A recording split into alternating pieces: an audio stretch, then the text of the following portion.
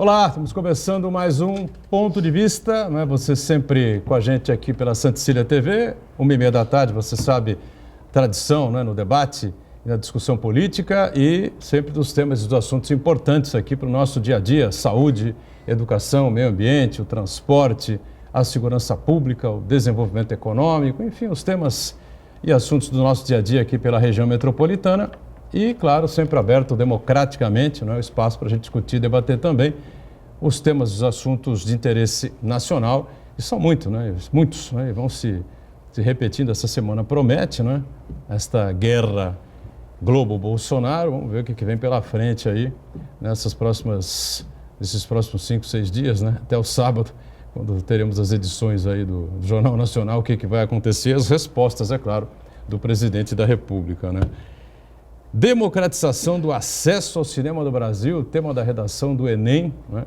No dia ontem, né? Domingo, né? E pegou a molecada, a meninada meio que de surpresa, né? Os pais também de surpresa, todo mundo ficou discutindo e debatendo em casa, afinal de contas, que tema é esse? Enfim, uns acharam interessante, outros acharam que não tinha nada a ver, enfim. Sei lá, né? Da onde partiu essa ideia e espero que as pessoas tenham né, conseguido criatividade no momento, né, e discernimento para fazer um texto interessante em cima desse tema que realmente foi surpreendente, né, e diferente do que qualquer um poderia imaginar. Lembrando que de segunda a sexta-feira a gente tem sempre aqui pela Santa Cecília TV uma reprise às 8 da noite do nosso ponto de vista para você poder conferir também, né? Bom, estamos efetivamente no Novembro Azul, passamos pelo Outubro Rosa, né, o mês de prevenção ao câncer de mama e agora o Novembro Azul com a prevenção ao câncer da próstata, mas claro que direcionado aos homens, né? Para falar desse tema, a gente com prazer recebe aqui o médico urologista, doutor Fábio Watts, que nos dá prazer aqui da participação nessa edição do Ponto de Vista. Fábio, prazer tê-lo a bordo, tá tudo bem? Tudo bem, Edgar, boa tarde, é um prazer estar aqui. Marco Santana lá na ponta, sempre atento às redes sociais, né? As informações que vão circulando aí via internet e a sua participação que é sempre muito importante conosco. Tudo bem por aí, Santana? Tudo bem, boa tarde a todos. Hoje um tema muito importante, vamos falar bastante sobre o Novembro Azul.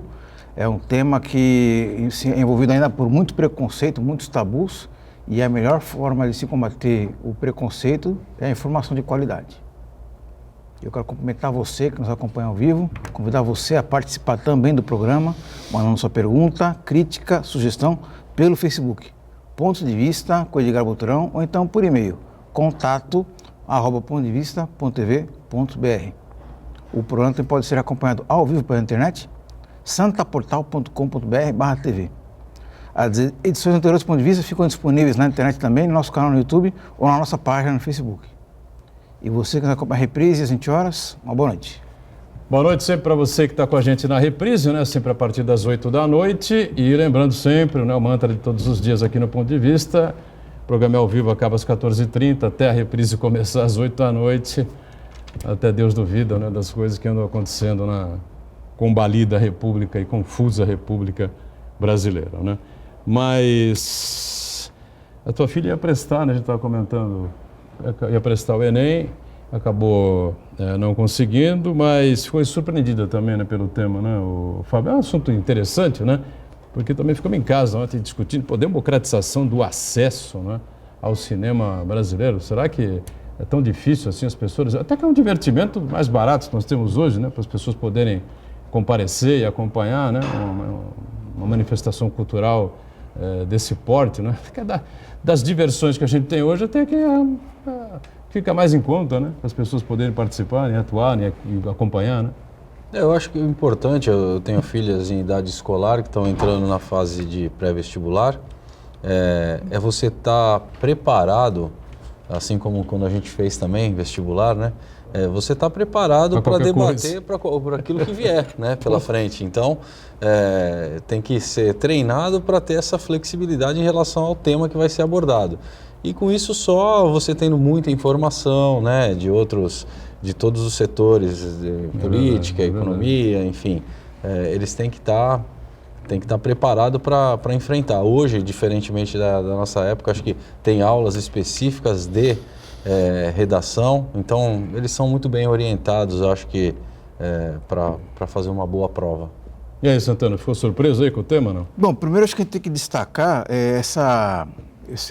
diante do novo governo aí, essa preocupação dos examinadores não prepararem uma prova polêmica. Então, alguns assuntos muito sensíveis que foram muito presentes e são importantes de serem discutidos nos anos anteriores, né, como homofobia, violência contra a mulher, racismo e assim por diante. Parece que esse ano aí eles deixaram de lado, ou pelo menos foram tratados muito superficialmente, o que é muito preocupante para uma nação que quer se evoluir em temas tão importantes quanto esse. Agora, com relação ao tema da redação, eu acho que os examinadores, eles também fizeram questão de escolher um assunto bem particular, bem fora do radar dos alunos, para justamente analisar, avaliar a capacidade de desenvolver um raciocínio, mesmo seja um assunto que eles não dominem completamente, porque a gente sabe muito bem que hoje em dia, nas escolas, nos cursos pré-vestibulares, existem aulas específicas de redação, inclusive os professores, eles ajudam os alunos a trilhar o caminho das pedras e ter ali algumas fórmulas prontas de raciocínio ali, algumas ideias já pré-concebidas ali, né? Mas isso daí acaba não sendo medido e não acaba ajudando para medir o real conhecimento do aluno na capacidade dele desenvolver um discurso na hora de escrever uma redação. Então, nesse sentido, os examinadores da prova do Enem deste ano, eles quiseram realmente avaliar como é que o aluno ele se comporta desenvolvendo um raciocínio escrito. É verdade. Bom, vamos aguardar aí o resultado das notas do Enem, né, para ver se o pessoal conseguiu atingir a nota máxima, chegou perto, enfim, isso foi todo mundo muito mal, né, na média geral da redação, né. Só destacando que o biomédico Carlos Pires de Campos também está convidado aqui, deve participar, deve chegar em instantes, está com um probleminha aí na entrada da cidade, o trânsito aqui em Santos, a entrada da cidade, claro, com obras importantes, não é? Viadutos estão subindo, enfim, e, claro, de vez em quando tem alguns transtornos lá que atrapalham a ida e vinda, a entrada e saída na cidade, não? Mas já ele deve estar conosco.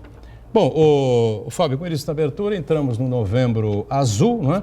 E parece que pegou mesmo, né? As pessoas ficam ligadas, né? E mais atentas a essa questão da próstata, né? Eu acho que a campanha tem um impacto muito grande, né? Com o auxílio da mídia, ela vem ganhando cada ano um pouco mais de força e vem realmente colocando o assunto na sua devida importância. Esse assunto ficou durante muito tempo, né, com certo preconceito por causa da questão do exame de toque, né, e sempre foi motivo talvez da especialidade que eu vejo que tem mais brincadeira, né, com essa questão do exame. A urologia. O preconceito é em cima do exame do toque retal, me parece. Sim. Claro, né? Mas muitos homens, com o envelhecimento, né, populacional, começam a ver a importância, porque uma coisa é você não sentir isso de perto, mas quando você tem um amigo, quando você tem um parente que adoece e você vê o drama que então isso chama a atenção, aí você começa a se mexer. As famílias, né, os filhos, enfim, todo mundo que está envolvido ali acaba meio que levando também essa conscientização masculina, né? Eu lembro de um caso muito próximo, uma pessoa muito próxima, né, uma pessoa próxima, né, que inclusive atuou na prefeitura de Santos, o governo do Beto, do governo do Papa, né, aqui em Santos, e que depois sofreu um bocado, né, com esse problema do câncer na próstata, né? Foi diagnosticado com a doença já numa certa idade, enfim, na faixa dos 70, 72 anos, alguma coisa assim. E depois foi duro, viu? Foi uma reta final em 2 anos e meio aí de tratamentos intensos e que acabaram não obtendo o resultado que se esperava e acabou ainda a óbito, né? Infelizmente, né? Então, você sabe que o ex-presidente da Sociedade Brasileira de Urologia faleceu de câncer de próstata. Nós tivemos um urologista conhecido, um grande amigo, querido por todos aqui de Santos também, que faleceu de câncer de próstata. Ex-diretor clínico de um dos principais hospitais nossos. Isso aí. Então, você vê como a doença é Meio importante. médico, diga-se. Sim. Infelizmente. E outro caso muito emblemático aqui em Santos aqui, é o do ex-prefeito Oswaldo Justo, também teve câncer de próstata, não é isso? E muita gente comenta O que... Justo foi próstata? Foi próstata também. E a gente comenta que parece que ele resistiu ao tratamento, vamos dizer assim, mais tradicional, buscou saída na alimentação natural, né, na macrobiótica, e isso aí não foi suficiente para reverter o quadro dele, né? O Justo era um naturalista, né, fanático, né, por natureza, né? E tinha essas coisas aí me parece que não era assim muito chegado a consultas médicas, essa situação toda, enfim, né? E em determinados momentos não dá para fugir, né, Fábio? Agora, com que idade, vamos começar a discutir aí essa questão da prevenção, né? Muita discussão em termos da idade, 40 anos, 39 anos, 50 anos, enfim. Tem realmente uma idade aí padronizada para se começar com os exames de prevenção, os preventivos, não?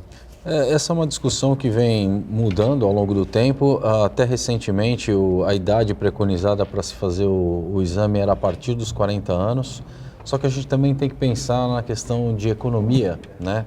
E impacto que tem na saúde pública. E quando você avalia chamar toda a população para fazer uma prevenção entre 40 e 45 anos, a chance de você encontrar a doença ela é muito pequena. Por isso que a sociedade resolveu fazer uma alteração. E hoje o que se preconiza é que a partir dos 45 anos, para quem tem histórico familiar de câncer de próstata ou outro fator de risco, que no caso é a raça negra, deve começar a sua prevenção nessa idade. Então, hoje a linha de corte é 45 anos. Né? Não que não exista câncer de próstata antes disso, mas ele começa a ter incidências semelhantes a outras doenças menos importantes antes dos 45. A gente não faz check-up de tudo, a gente faz check-up daquilo que é relevante. E a partir dos 50 anos para todos os outros homens. E o câncer de próstata, a incidência vai aumentando de acordo com a elevação da idade, né? Se você pegar homens a partir dos 80 anos e fizer biópsia de próstata em todos eles, você vai encontrar certamente mais do que 70%, 80% de câncer de próstata nos homens mais velhos. Mas esse câncer não é um câncer tão relevante do ponto de vista de impacto de risco de vida. Perfeito. Quero seguir nessa linha aí, mas antes apresentar então o Carlos Pires de Campos, biomédico do Laboratório Célula Mater, que participa conosco também, vai colaborar com a gente aí também com outras informações importantes, ao lado do Fábio Ates, em relação ao Novembro Azul, essa questão da prevenção, enfim, né, do câncer de próstata, que lamentavelmente atinge um número elevado, né, percentual elevado da população masculina no Brasil, né? Prazer recebê-lo também, tudo bem? Boa tarde, doutorão, boa tarde a todos, desculpa a correria, mas enfim, parte, né? Vamos lá.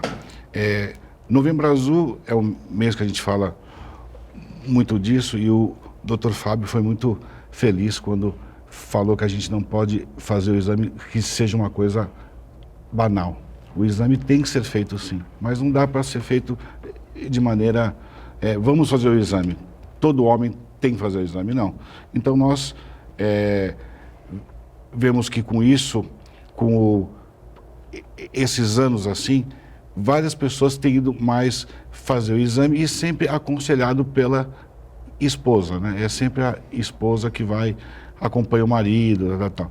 Então, assim, esse mês nós vamos fazer uma campanha lá no Célula e nós vamos dar mais ou menos 20 exames para quem realmente precisa fazer o exame, com o pedido médico. É um incentivo? Um incentivo. O pessoal fazer a prevenção. Bacana, né? Iniciativa exatamente. Importante, né? Excelente. O envolvimento aí de toda a sociedade para que as pessoas tenham realmente, os homens, né? Criem a coragem, né? Sejam incentivados a fazer exatamente. Os exames, né? Agora, o Fábio falava sobre a questão da idade, enfim, e o homem... a parte de 70, 75, enfim, faixa de 80 anos. Hoje o cara com 80 anos está aí jogando frescobol na praia, exatamente. Né? A gente percebe isso nitidamente, né? Jogando seu vôleizinho, enfim, né? Claro que não são todos, evidentemente. Às vezes a pessoa tem um histórico familiar, enfim, né? Nunca fez esporte, fez atividade na vida, não se cuidou de maneira desejável, acaba apresentando problemas mais à frente, né? Mas o câncer, quando é detectado nessa faixa etária, já não é tão agressivo, é isso? Não, ele até pode ser agressivo. Você tocou num assunto fundamental, que hoje o que mais se discute dentro da urologia você não pode enxergar o paciente único e exclusivamente como uma próstata. Você tem que ter uma visão um pouco mais abrangente, mais holística desse doente. Então, a gente propõe tratamento curativo para o paciente que tem uma perspectiva de vida pelo menos de 10 anos. Seja o homem de 70, 75, quase 80, contanto que ele seja muito saudável, ele até pode ter uma doença agressiva ou não, mas aí você tem indicação desse tratamento. O grande segredo e a grande sacada, talvez para o futuro, é saber qual é o comportamento biológico da doença, porque você tem, isso a gente já tem alguns parâmetros, porque você pode ter doença pouco agressiva ou doença muito agressiva, que vai evoluir com óbito. E tanto que hoje uma das condutas é a vigilância ativa, é aquele paciente que você não atua, não faz nenhum tipo de tratamento, você sabe que ele está com a doença, mas que você procura monitorá-lo para ver se essa doença vai ter uma progressão, se ela vai evoluir ou não. Então, para os próximos anos, acho que o que a medicina vai buscar é saber qual é o comportamento biológico da doença e associar isso a esse paciente. Qual é o paciente que merece ser tratado ou não. Perfeito. Diga, Santana. Não, eu acho que é importante, toda vez que a gente discute saúde, tem que falar muito sobre os hábitos da pessoa, né? Inclusive, e principalmente a alimentação e também tabagismo, alcoolismo, consumo de outras drogas também. Então, eu queria que vocês falassem, né, a importância da pessoa manter hábitos saudáveis, né? Até mesmo, talvez, uma rotina estressante também acaba contribuindo, porque à medida que o sistema imunológico da pessoa também fica mais vulnerável, certo. Né? Uhum. Pois não, Fábio. Não, a gente estava só concordando. Pois não, Fábio, com vontade. Não, essa pergunta é muito pertinente. Algumas mudanças de hábitos são fundamentais. O câncer de próstata, a gente percebe estudos populacionais onde o aumento da ingestão de gorduras e de proteína, principalmente de origem animal, aumenta a incidência de câncer de próstata, mas a gente tem tantas outras doenças. Se você pegar na urologia, você tem câncer de bexiga ou do trato urológico em si, o tabagismo está intimamente relacionado a isso. E a questão imunológica, ela é cada vez mais importante, tanto que hoje você tem imunoterapia para tratar câncer. E são os tratamentos que vêm ganhando mais força, saber atacar a célula do ponto de vista imunológico, a célula ruim do ponto de vista imunológico. Isso vem ganhando cada vez mais força. Tanto que você sabe que muitas vezes aquele paciente que imunologicamente não está muito bem, ele vai evoluir pior do que aquele outro que está imunologicamente mais competente. Então, tudo que você fizer de hábito saudável de vida para melhorar a performance, muitas vezes você não evita a doença porque ela tem também um componente genético, como a gente já falou, né?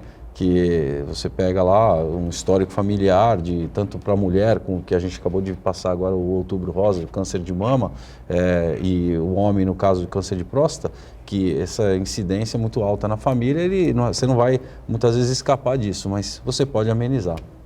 É verdade, tá certo. Então, é aquela história, né? Quanto mais cedo, se houver, lamentavelmente, né, a ocorrência do tumor, do câncer, quanto mais cedo ele for detectado, mais há a chance dele ser curado.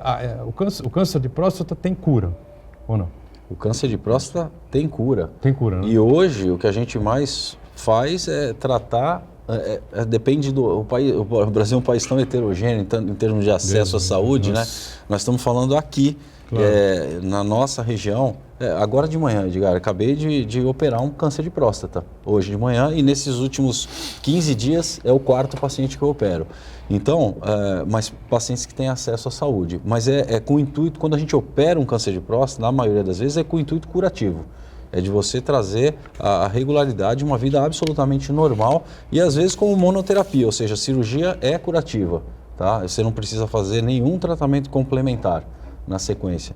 Então ele é um câncer de próstata curável quando detectado no momento correto, antes da doença se espalhar, né? Então esse que é o grande segredo e é por isso que a gente está aqui fazendo toda essa campanha, né? É uma doença que ela responde por 1/3 de todos os cânceres do homem, só perde para câncer de pele que não melanoma, que é aquela doença basocelular, espinocelular, que mata pouco ou quase nunca mata. E o câncer de próstata, sim, tem uma alta mortalidade por câncer de próstata. Então é uma doença que é extremamente incidente, prevalente na população, que tem cura e que é prevenível. Então as campanhas servem para isso, vamos fazer o diagnóstico precoce, né? Seja para tratar ou para não tratar, mas precisa fazer o diagnóstico. E hoje em dia informação ajuda muito, né? E ainda, quando a gente fala de câncer, assusta um pouco, né? Você vê o caso do Bruno Covas. Muito. Assustou bastante. Um cara novo, 39 anos, um cara que você nunca vai imaginar saudável, que fosse acontecer aquilo, né? Saudável, assusta, praticar exercício quase todo dia. Né? Exatamente. Academia. Exatamente. Montou uma academia no último andar da Prefeitura de São Paulo, né? Inclusive para incentivar os funcionários a praticarem também. Exatamente. Enfim, né? Ainda assusta Agora, um pouco. tinha um histórico de obesidade, sim, né? Sim. O Bruno tinha um barrigudo durante um bom Muitos período, anos, né? Isso. A época de deputado federal, enfim, né? Depois ele mudou de vida completamente o seu estilo de vida, mudou a alimentação, as práticas, enfim, e quase virou praticamente um atleta, né? de academia, né? Outra coisa interessante também, a questão da obesidade. Vamos para um break, né? Rápido intervalo, a gente volta já para continuar falando sobre uma série de assuntos referentes aí à prevenção ao câncer de próstata. Já. Muito bem, sequência do ponto de vista, a gente aqui com prazer recebendo o Carlos Pires de Campos, biomédico, não é, do laboratório Célula Mater, que está aí também na campanha para incentivar os homens, de maneira geral, a fazer os exames preventivos neste novembro azul, né, preventivos contra o câncer da próstata. Aqui comigo também o Dr. Fábio Atz, urologista, não é, especialista no assunto, e na ponta do Marcos Santana, sempre conferindo as informações das redes sociais. Bom, o Fábio, é o seguinte, o maior preconceito que existe é realmente fazer exame de sangue, né? Todo mundo faz, não tem segredo nenhum, toma lá picadinha e tal, né? Agora, o pessoal fica aí meio cabreiro com o toque retal, né?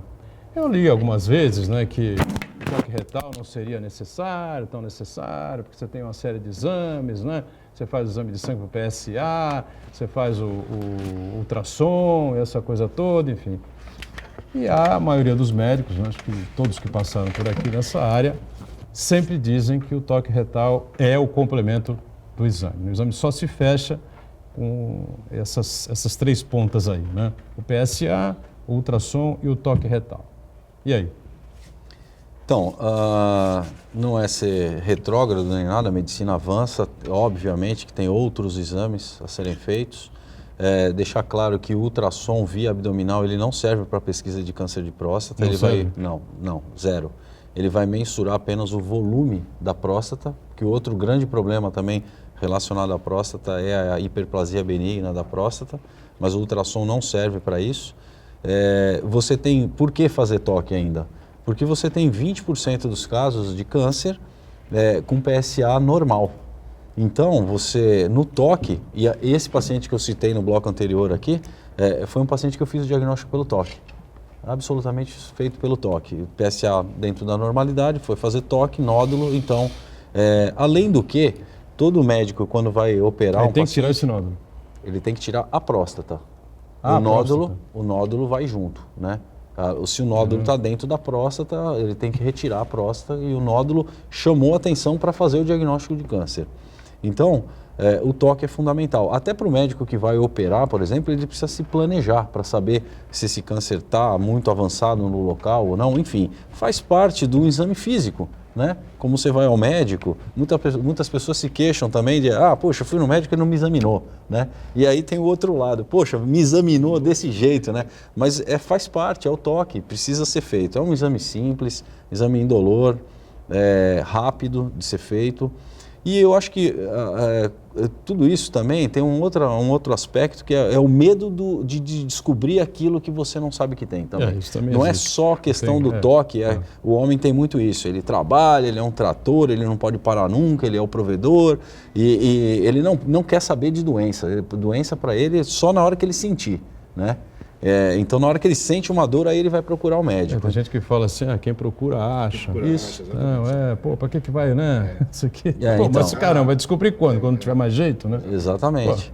Então, deixa, a hora que aparecer, eu sentir alguma coisa, eu vou procurar, mas o caminho não é por aí, principalmente com próstata, porque ela, algumas vezes, infelizmente, a gente ainda se depara com essa situação do doente que chega com a doença metastática. Aí você vai ver, ele fraturou um osso e aí ele faz um caminho ao contrário, ele chega no ortopedista porque fraturou o osso, aí o ortopedista acha aquele quadro estranho, vai fazer o PSA, aí o PSA está alto e depois ele vem para o urologista. E aí não tem mais nada a fazer. Porque, do ponto de vista curativo, vamos deixar claro assim, você tem como fazer tratamentos paliativos, mas não curativos. Então, o caminho tem que ser da prevenção, né? Então, o exame de toque... Existem regiões do organismo humano que parece que o tumor ou o câncer, eles se espalham pela corrente sanguínea com mais rapidez, né? Mais facilidade. E parece que a próstata seria um desses ou nada a ver? Porque a maior parte dos cânceres de próstata, eles dão na periferia da glândula. Eu estou com um modelo aqui, eu posso mostrar? Pode mostrar. Não sei se a câmera consegue fechar. Consegue pegar a gente aqui? Só para exemplificar. Isso daqui o que é? A glândula? Eu vou explicar aqui que é o seguinte. Aqui a gente tem a bexiga, essa parte daqui. Dá para virar ao contrário, aqui é a bexiga. E aqui a parte marrom é a próstata. Tá ok? A próstata fica por baixo da bexiga? A próstata fica nessa região, abaixo da bexiga, tá? A uretra é a primeira porção da uretra, ela é dentro da próstata, tá? Então, quando a gente examina, a gente faz o toque aqui por trás, a gente sente a glândula aqui por trás. Quando faz o toque retal? Quando faz o toque retal, a gente sente ela pelo reto, porque existe uma camada fininha entre o reto e a próstata, então a gente faz o toque aqui, tá? E eu estava te falando da questão do câncer de próstata. O câncer de próstata, ele vem na casquinha, é como se fosse na casca do pão francês, tá? Ele vem normalmente na casca, então ele muito mais frequentemente vai à distância do que ele dá sintoma aqui no meio, tá? Quando ele dá sintoma, normalmente está relacionado ao crescimento benigno da próstata, porque ela cresce, ela se avoluma, ela aumenta de tamanho e ela acaba espremendo aqui o canal da uretra. Aí o homem começa a ter sintomas para urinar de dificuldade. Mas o câncer só vai acontecer isso numa fase muito adiantada, quando a doença já se espalhou. Não é só esse tipo de câncer. Quando você faz o toque retal, o médico, quando ele faz o diagnóstico do câncer, qual é a diferença que ele sente para uma próstata sadia? O tumor de próstata, habitualmente, ele é multifocal. Por isso que também não adianta tirar uma parte da próstata só. Normalmente, câncer de próstata, ele dá em várias regiões de próstata. Mas quando você sente um nódulo, você sente uma parte da glândula mais endurecida. Nos casos avançados, é que ela está inteira comprometida, mas normalmente é um dos nódulos que é o satélite, aquele nódulo é o que é o câncer que realmente vai ser agressivo. E aí você faz o toque, você sente uma diferença na consistência, né? No volume da próstata nem tanto, mas assim na consistência da próstata. Você sabe que um lado é macio, o outro é mais durinho, né? E aí você suspeita do câncer de próstata nessa situação. Associado a isso vem o PSA, né? E hoje você lança a mão de outros métodos diagnósticos, a gente tem ressonância, mas ninguém vai sair fazendo ressonância sem fazer toque antes. A gente tem que seguir uma lógica, né? Medicina é custo Primeiro também. Fez o toque retal, pegou o nódulo, vai para a ressonância? Hoje tem se feito mais ressonância antes da biópsia, aí é um outro detalhe. Por quê? Quando você faz a biópsia, você vai escanear a próstata em vários setores. A ressonância, quando você não tem um toque positivo, você está desconfiando que o paciente tem câncer, a ressonância ela vai te delimitar áreas que são mais prováveis de você encontrar o câncer. Então, habitualmente a gente tem feito ressonância antes da biópsia. Mas no caso de nódulo não é necessário, porque você fez o toque, você sentiu o nódulo, então é só você biopsiar e ir direto onde você está sentindo. E aí vem a história do ultrassom, que a gente estava falando de ultrassom via abdominal que não tem sua utilidade, mas a gente faz ultrassom via transretal. Eu, dentro da minha estrutura hospitalar, eu passo por todas essas etapas de diagnóstico, Edgar, porque eu faço consulta, quando tem que indicar, eu só não faço a parte laboratorial, sim, que aí fica, né, com os laboratórios. Então, aí quando desconfia, tem que fazer a biópsia, a gente faz a biópsia e quando tem que tratar, eu também consigo tratar lá dentro hoje. Então, a gente participa muito de todo esse processo, principalmente quando eu faço muitas biópsias, a gente vê pacientes desde os mais simples, dos casos mais simples até os casos mais complicados, né? Mas o ultrassom transretal, ele é feito para guiar a biópsia.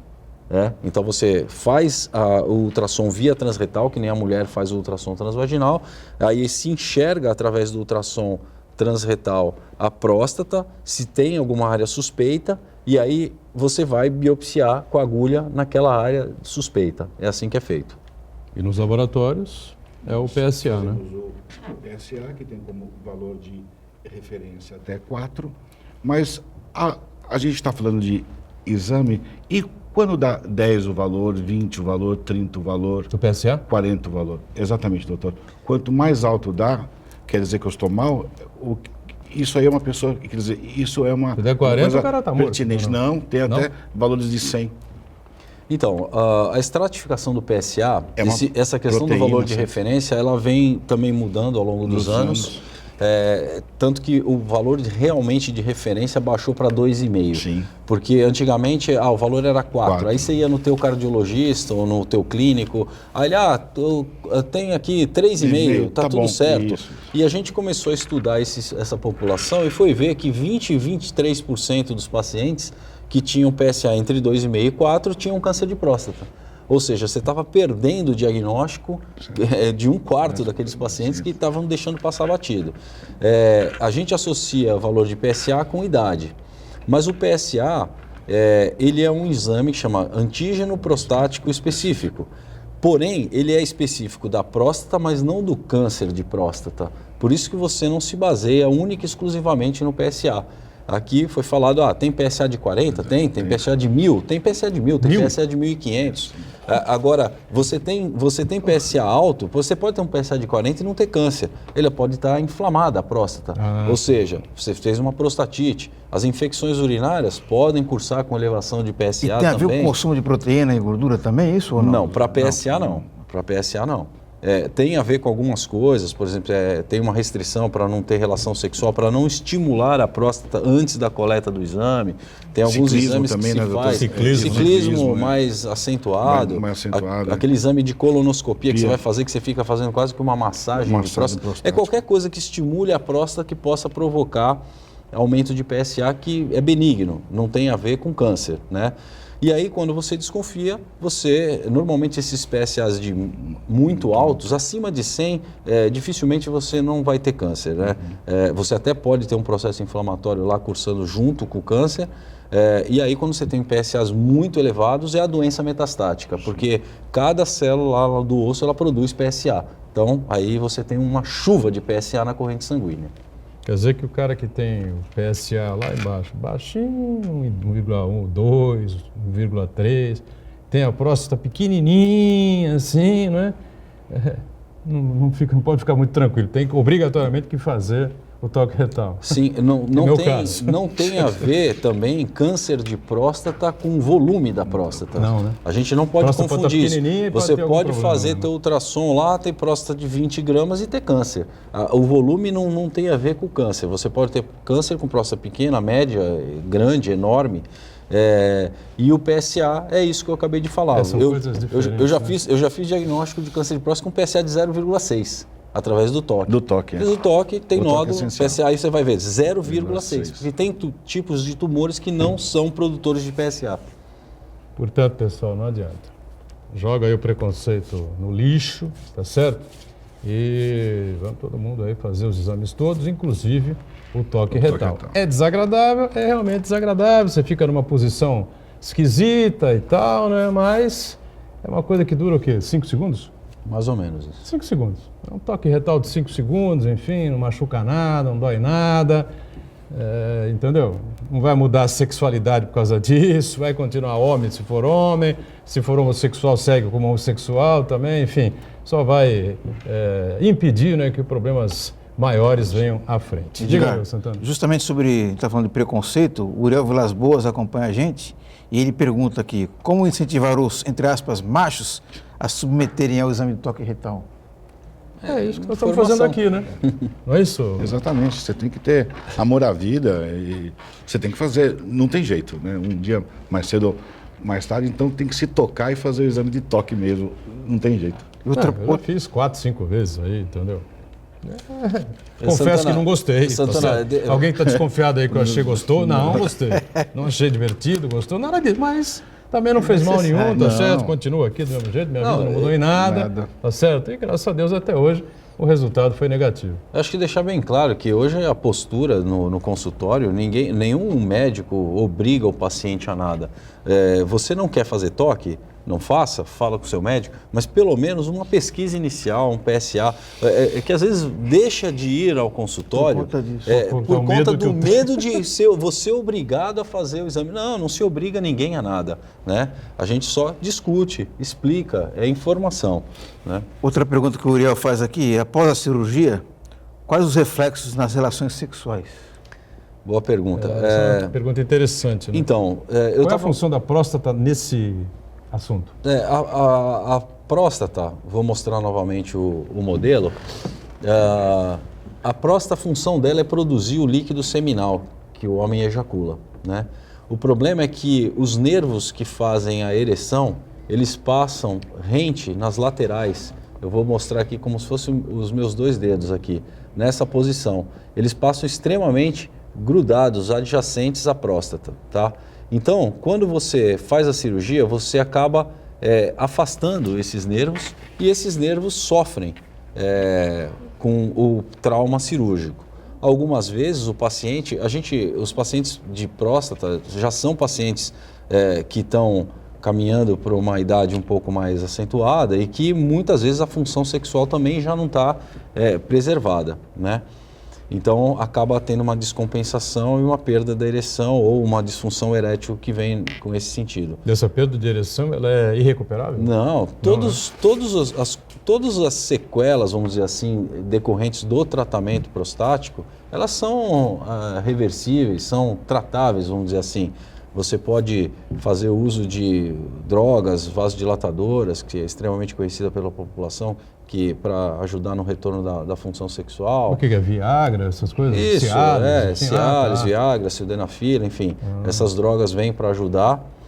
Quando isso não dá resultado, você tem outros tratamentos com injeções no pênis, até prótese peniana, né? Que hoje a gente coloca, eu tenho colocado algumas próteses também, por esse motivo funciona ou por bem, outros. Funciona muito bem, prótese peniana funciona muito bem.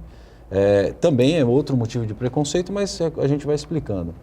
E o outro impacto que não foi perguntado só em relação a... São os dois principais, vamos dizer assim, os 2 principais problemas relacionados à extração da próstata ou tratamento, porque tem radioterapia também que você pode fazer nessa história toda para tratar o câncer de próstata. É em relação ao controle urinário, porque existe um músculo que faz com que a gente fique seco, né?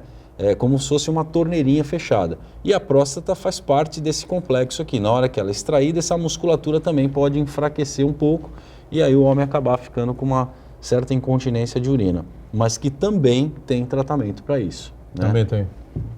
Só não pode deixar a coisa avançar, como disse o Fábio aqui, como lembrou aqui também o Carlos Pires de Campos, né? O ponto em que seja um processo unicamente irreversível, né? Que você vai fazer um tratamento paliativo aí para diminuir a dor e essas coisas todas, e vai acabar morrendo porque deixou de ir ao médico alguns anos antes, né? Um break, já a gente volta. Muito bem, de volta aqui, sequência do ponto de vista. O Santana tem aí uma colocação a fazer aqui ao Carlos Pires de Campos, é isso? Primeiro eu vou fazer a pergunta do Cláudio Alves. Ele diz o seguinte: eu tenho 37 anos e pergunta se é bom nessa idade fazer o exame de próstata já. Ainda não. Ainda é cedo. Ainda é muito Sente cedo. alguma coisa, não? Também precisa ver se ele tem algum antecedente familiar específico, mas para câncer de próstata, teoricamente, só a partir dos 45 anos. Se tiver algum problema na urina e tal, a urina está meio devagarzinho, esquisito e tal, é bom ver, né? Se for um caso assim, se não estiver sentindo nada, na idade ele está novinho ainda, né? Diga, Santana. Isso, eu quero aproveitar a participação do Carlos, que a gente sabe muito bem de que um grande aliado para a gente combater, tratar doenças é o diagnóstico precoce, né? Isso se faz com muita contribuição com os exames, né? Sim. E os exames laboratoriais, eles tiveram um avanço muito grande nos últimos anos, né? Antigamente a gente ia fazer exame de sangue, tinha poucas coisas que eram detectáveis ali. Hoje, o leque de opções aí e a capacidade de identificar problemas é muito grande. Eu queria que você falasse um pouquinho nos últimos anos aí, quais são os principais avanços no diagnóstico por intermédio dos exames laboratoriais. Inovação é diária, constante. Então, a gente pode ver, sim, o exame como medicina preventiva também. Embora é importante lembrar que, sem a consulta do médico, não adianta fazer exame. Então, não adianta ir no laboratório, fazer o exame e deixar o resultado numa gaveta. E nem chegar lá no laboratório e falar, olha, Carlos, eu quero fazer todos os exames que existem. Isso não tem. Isso a gente escuta, mas eu quero fazer como todos. São 2.000 exames, 2.000 tipos de exames. Importante é o quê? Consulta no médico, solicitar o exame, né? Fazer o exame, medicina, sim, fazer a medicina preventiva, mas sempre aliado ao médico. Não existe fazer exame e outra. Quem pode falar se o seu resultado está bom ou não, só o médico. Não adianta você pegar aquele monte de resultado de exame e falar, deu 15, está entre 10 e 20, quer dizer que eu estou bem? Não. Tem que ser um conjunto. É um conjunto que vai falar o seu estado, se você está bom ou não, certo? Sem dúvida. Eu posso só dar uma complementada? Não, sim. Se me permite. Que é isso, doutor? Como eu te falei que o PSA não é um exame específico do câncer, existem sim outros exames que vêm sendo desenvolvidos aí na tentativa de tiro certo. É assim, tem câncer, então vamos, se esse exame vier positivo. Então tem alguns outros exames que já estão à disposição da população, não de forma mais rotineira, mas em alguns casos específicos, que você mesmo com o toque você fica na dúvida, com a ressonância você fica na dúvida, com o PSA você fica na dúvida. Então surgiram outros exames, que um deles chama PCA3, tá? Você tem um outro exame que chama 4K, 4K. PCA3 o que é? PCA3. O que é isso? É o marcador. É um marcador tumoral para ver. Tumoral. Marcador exame de sangue também? PCA3. E tem um outro exame que chama 4K Score, que é 4K Score. Além disso, tem mais uns outros que você monta, na verdade, um painel, né? E você vai trabalhando em cima de probabilidades. Ou seja, se você pegar, você tinha apenas o PSA, né? Aí com o PSA, a chance de você ter câncer de próstata é tal. Aí você junta o 4K, você junta o PCA. E aí você vai montando um painel, você sabe... Vai mapeando. Exatamente. O que a gente chama isso na medicina de normogramas. A gente desenvolve normogramas porque às vezes você não é com um único exame que você tem lá o tiro certo, saber qual é a probabilidade. Isso na área cirúrgica também acontece. Quando você quer saber a evolução ou a probabilidade de evolução daquela doença, você junta vários dados daquela doença. Então você junta isso, o médico faz automaticamente quando está na consulta com o paciente. Você junta dados de idade, você junta dados de histórico familiar. Histórico familiar nem é tão importante, mas hábitos, assim, o que deu na biópsia, qual é o grau da biópsia, se tem linfonodo comprometido, se não tem. E aí você monta esse normograma e você dá as probabilidades de chance de cura ou de evolução da doença. Muito bem. Bom, a gente tem que distinguir muito bem os casos da próstata e os casos da bexiga, né? Você tanto pode ter câncer de próstata como câncer de bexiga também, né? São completamente diferentes. Completamente diferentes, é outra histologia. O câncer da bexiga também está entre os 5 principais cânceres, né, do homem. Esse sim está muito associado ao tabagismo, né? Esse é mais associado E a gente chama hoje o câncer de bexiga de tumor do urotélio, daquela camada interna da bexiga que reveste a bexiga por dentro. E esse urotélio não está só na bexiga, ele está no ureter, que é o canalzinho que liga o rim à bexiga, e também está dentro do rim. Mas a grande maioria dos tumores uroteliares, eles são da bexiga. Então a pesquisa sempre se inicia pela bexiga. Pela bexiga primeiro? A não ser que você já tenha alguma imagem sugestiva seja do trato urinário alto, né? Que a gente passa a tratar do rim e do ureter, que a gente chama de trato urinário alto, e a bexiga e a próstata do trato urinário baixo. Mas estatisticamente, o homem tem mais probabilidade de câncer na próstata do que na bexiga? Muito mais. Muito mais? Muito mais na próstata. Tá. Por isso que então se justifica essa campanha do Novembro Azul com a próstata e não com a bexiga, propriamente dito, né? Mas tumor de bexiga também é bastante incidente na nossa população. Bom, tumor maligno e tumor benigno, né? Isso é uma coisa que as pessoas comentam e tal. Fez um tumor, vai para o exame e tal. Se for benigno, tá tudo certo. Se for maligno, vai ser uma crinca danada, enfim. Não é bem assim, né, que a coisa funciona. Hoje vem mudando essa história. O tumor maligno é o câncer, né? Existem cânceres, linhagens de células diferentes, em cada órgão é um tipo de tumor diferente.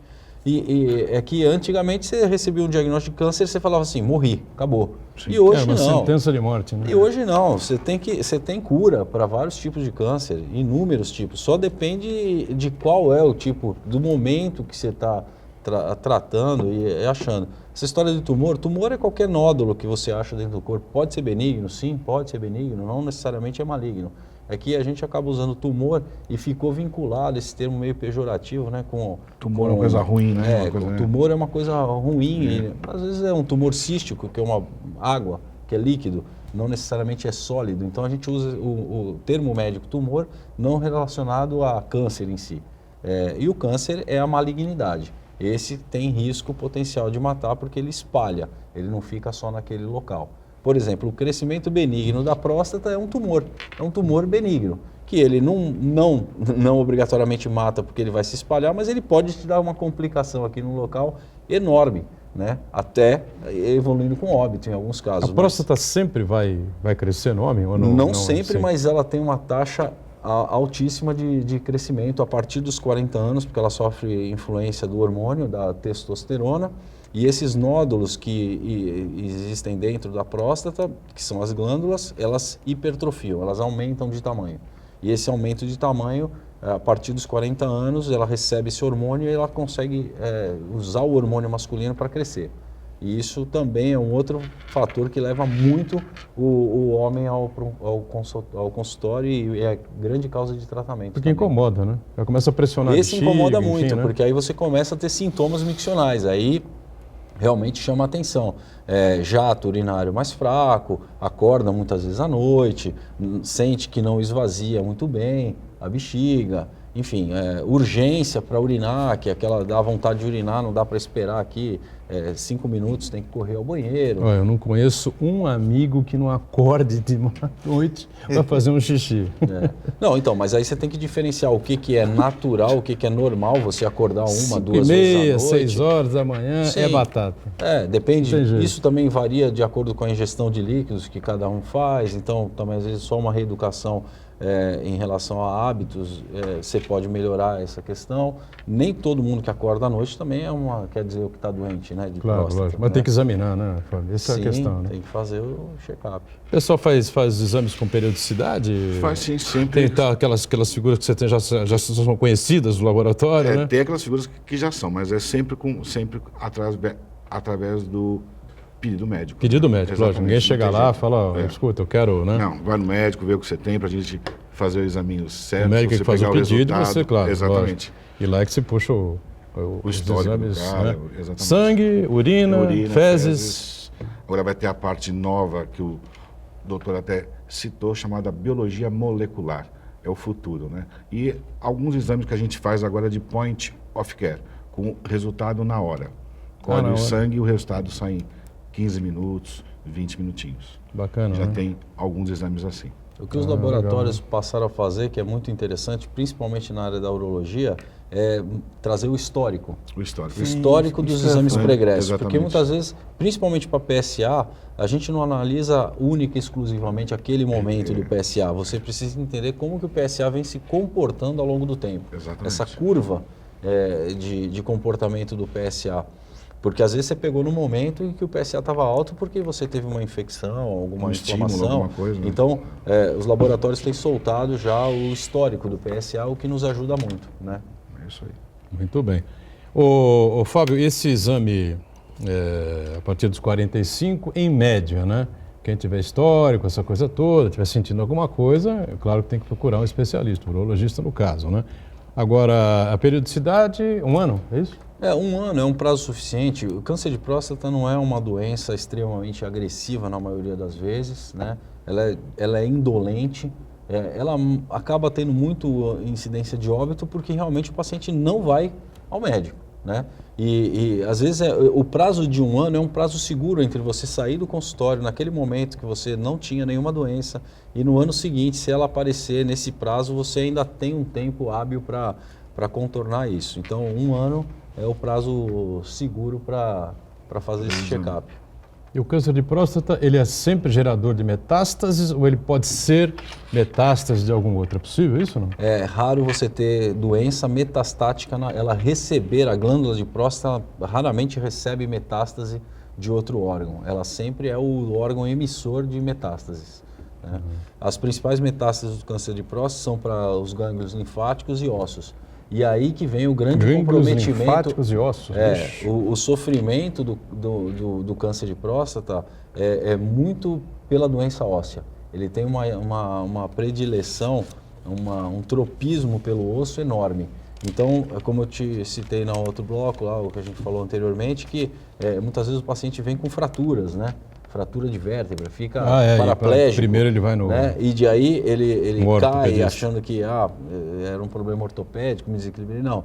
E as fraturas e as dores ósseas são extremamente dolorosas, então tem que tomar cuidado. E aí, Marcos Santana? Interessante, nós estamos falando sobre essas doenças.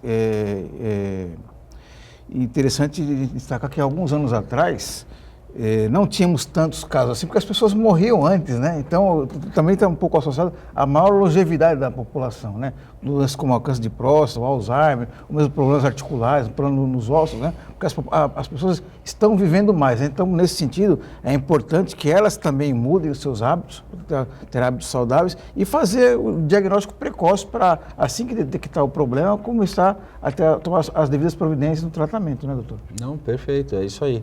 Tem algumas doenças que são típicas de faixas etárias mais avançadas. Câncer de próstata é uma delas, né? Como a população passou a envelhecer com qualidade melhor, né? Então a gente começa a fazer também outro motivo de você fazer mais diagnóstico, né? A gente vê pessoas por aí com 90 anos, já não é mais novidade, né? Sim, exatamente, 90, 94, 97, 97, 100 anos. 100 anos a gente ainda fica meio assim, no laboratório eu nossa, atendo pessoas de 100 anos. Tal, Inacreditável. Caramba, 100 anos e tal, a gente ainda, né? Agora com 90 anos hoje em dia, né? Já banalizou o pessoal com 90 anos aí, tá certo? Não adianta ficar aí cheio de orgulho, não, porque já virou carne de vaca, tá certo? Os noventenos aí, tá certo? E andando, e pior, eu conheço um que ainda dirige. Sim. Aos 90 anos, é mole não, é brincadeira, ele não. Faz mais coisa, vai no banco, resolve as coisas dele e tal, não sei o quê, com 90 anos de idade. Meu pai está quase lá, meu pai tem 87 e então, dirige, né? Dirige, 87, está quase lá. Tomar cuidado, se deixar ele sobe na caixa d'água do prédio para ver se está tudo certo. Tem que tomar cuidado. Bom, a gente tem uma parceria aqui, né, acontecendo entre o laboratório e o hospital, né? O Ana Costa, é isso? O Ana Costa, da qual o doutor é chefe da urologia. Legal. O que vai acontecer? Vai ter uma palestra no dia 7, doutor? O Fábio vai dar uma palestra, é isso? Mas não vinculada aí ao Hospital Ana Costa, mas eu tenho... Aí é no seu aqui, no... eu tenho um hospital urológico, né? E eu vou fazer uma palestra, não só eu, tem outros 3 colegas urologistas que vão falar sobre saúde masculina no geral. A gente vai abordar temas como o câncer, o crescimento benigno da próstata, os problemas relacionados à parte de ereção, e mais um tema relacionado à questão hormonal. Então são todos os temas vinculados à saúde masculina. Ela vai ocorrer no dia 7 de novembro, agora quinta-feira, às 19 horas, né? E é gratuito, basta fazer, na rua Lobo Viana, número 23. Lobo Viana, 23, é o Hospital Dia, né? O Hospital Dia, que é um hospital dia com foco na urologia, né? Na verdade vai ser o primeiro hospital urológico da Baixada Santista, onde eu estou conseguindo fazer. Teve uma coisa que eu gostaria de citar, que assim, a medicina se tornou altamente especializada, altamente tecnológica. A área de urologia não ficou para trás, pelo contrário, a urologia sempre foi uma líder nessa questão. tanto que a robótica foi desenvolvida também muito pela urologia, né?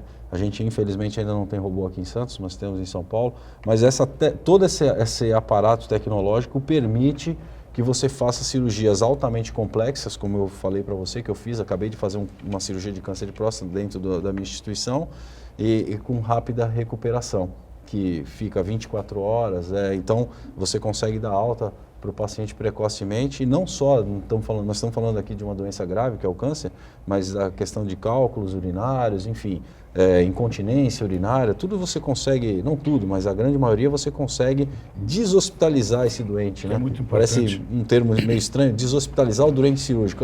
Assim, é a tendência mundial, né, doutor? É a saída precoce ou tirar esse paciente do ambiente hospitalar, onde estão as infecções e tal. Então a gente tem conseguido fazer isso. E aí o hospital, eu estou realmente focado nesse fim, né? Então essa palestra vai acontecer no dia 7. Eu só posso passar o telefone aqui. É um WhatsApp, é 99726 7352. 99726-7352. O código é o 13 aqui de Santos mesmo, né? A inscrição tá na telinha aí, tá certo? Gratuita. Muito bom. A inscrição é gratuita, a gente só pede para ligar para agendar, porque as vagas são realmente limitadas. E o Célula Máter está nessa parceria Estamos também? Oferecendo 20 exames de próstata para quem realmente precisa. O doutor vai fazer o pedido, só ir no laboratório para fazer o exame. Tá certo. Acho que passamos aí uma série de informações importantes, não é? E não se esqueça, não é? Joga no lixo aí o preconceito, essa frescura toda, e faça os exames todos, né? O exame de sangue, ultrassom, enfim, o que tiver que fazer, e o toque retal com um bom médico, aí, um médico da sua confiança. Obrigado pela presença aqui, Carlos. Espero que volte outras vezes para a gente falar sobre as novidades laboratoriais. Com certeza, sempre aqui.